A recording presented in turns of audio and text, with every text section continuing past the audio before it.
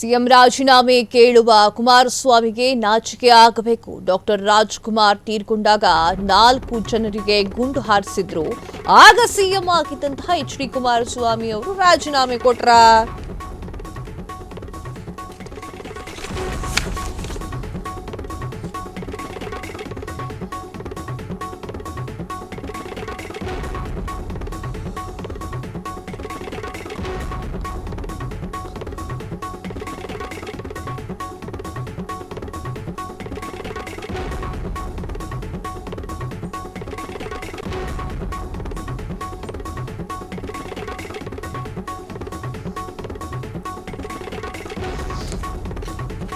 CM ರಾಜೀನಾಮೆ ಕೇಳುವ ಕುಮಾರಸ್ವಾಮಿಗೆ ನಾಚಿಕೆ ಆಗಬೇಕು. ಡಾಕ್ಟರ್ ರಾಜ್ಕುಮಾರ್ ತೀರ್ಕೊಂಡಾಗ 4 ಜನರಿಗೆ ಗುಂಡು ಹೊಡೆದ್ರು.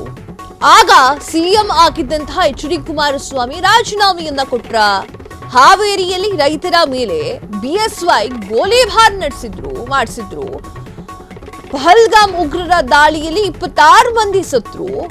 ಮಹಾಕುಂಭ ಮೇಳದ ವೇಳೆ ರೈಲ್ವೆ ನಿಲ್ದಾಣದಲ್ಲಿ ಕಾಲ್ತುಳಿತ ಆಗಿ ಹಲವಾರು ಜನ ಸತ್ರು. ಪ್ರಧಾನಿ ಮೋದಿ, ಅಮಿತ್ ಶಾ ರಾಜೀನಾಮೆಯನ್ನ ನೀಡಿದ್ರ. ಮೊದಲು ಮೋದಿ, ಶಾ ರಾಜೀನಾಮೆಯನ್ನ ಕೊಡಲಿ, ನಾವು ಕೂಡ ಸಿಎಂ ಡಿಸಿಎಂ ರಾಜೀನಾಮೆಯನ್ನ ಕೊಡಿಸ್ತೀವಿ. ಇದು ಕಾಂಗ್ರೆಸ್ ಶಾಸಕ ಬೇಳೂರು ಗೋಪಾಲಕೃಷ್ಣ ಅವರ ಸವಾಲ್ ಇದಾಗಿತ್ತು. ವೀಕ್ಷಕರೇ, ಒಂದು ಪ್ರಶ್ನೆಯನ್ನ ಕೇಳಿದ್ದಾರೆ ಅವರು. ಶಾಸಕರಾಗಿರುವಂತಹ ಗೋಪಾಲಕೃಷ್ಣ ಅವರು ಒಂದು ಸವಾಲನ್ನು ಹಾಕಿದ್ದಾರೆ. ಪ್ರಶ್ನೆ ಅಂತ ಹೇಳೋಕೆ ಸಾಧ್ಯವಿಲ್ಲ, ಸವಾಲನ್ನು ಹಾಕಿದ್ದಾರೆ. ಮಹಾಕುಂಭ ಮೇಳದಲ್ಲಿ ಎಷ್ಟು ಜನ ಸಾವನ್ನಪ್ಪಿದ್ದಾರೆ ಅನ್ನೋದು ಗೊತ್ತಿದೆ ಅಲ್ವಾ. ಪಹಲ್ಗಾಮ್ ಉಗ್ರರ ದಾಳಿಯಲ್ಲಿ 26 ಜನ ಸತ್ರು. ಡಾಕ್ಟರ್ ರಾಜ್ಕುಮಾರ್ ತೀರ್ಕೊಂಡಾಗ 4 ಜನರಿಗೆ ಗುಂಡು ಹಾರಿಸಲಾಗಿತ್ತು. ಆಗ ಕುಮಾರಸ್ವಾಮಿ ಅವರು ಮುಖ್ಯಮಂತ್ರಿ ಆಗಿದ್ರು. ಎಚ್.ಡಿ. ಕುಮಾರಸ್ವಾಮಿ ಅವರು ಆವಾಗ ರಾಜೀನಾಮೆಯನ್ನು ಕೊಟ್ರ. ಅಮಿತ್ ಶಾ ಅವರು ರಾಜೀನಾಮೆ ಕೊಟ್ರ. ಪ್ರಧಾನಿ ಮೋದಿ ಅವರು ರಾಜೀನಾಮೆ ಕೊಟ್ರ.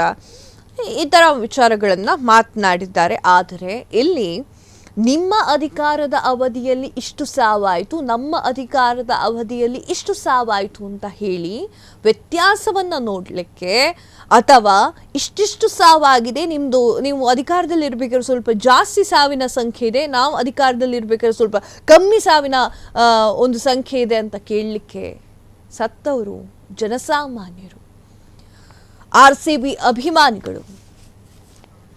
ಆ ಒಂದು ಕಾರಣಕ್ಕೆ ಮನುಷ್ಯತ್ವವನ್ನ ಎಲ್ಲರೂ ಕೂಡ ಮೆರೆಯೋದು ಮುಖ್ಯವಾಗಿರುತ್ತೆ. ಇಲ್ಲಿ ಕ್ಷಣ ಕ್ಷಣದ ಸುದ್ದಿಗಳಿಗಾಗಿ ಫ್ರೀಡಂ ಟಿವಿ ಸಬ್ಸ್ಕ್ರೈಬ್ ಮಾಡಿ, ಲೈಕ್ ಮಾಡಿ ಹಾಗೂ ಫಾಲೋ ಮಾಡಿ. ಹೊಸ ಸುದ್ದಿಗಳ ನೋಟಿಫಿಕೇಶನ್ಗಾಗಿ ಬೆಲ್ ಐಕಾನ್ ಮೇಲೆ ಕ್ಲಿಕ್ ಮಾಡಿ.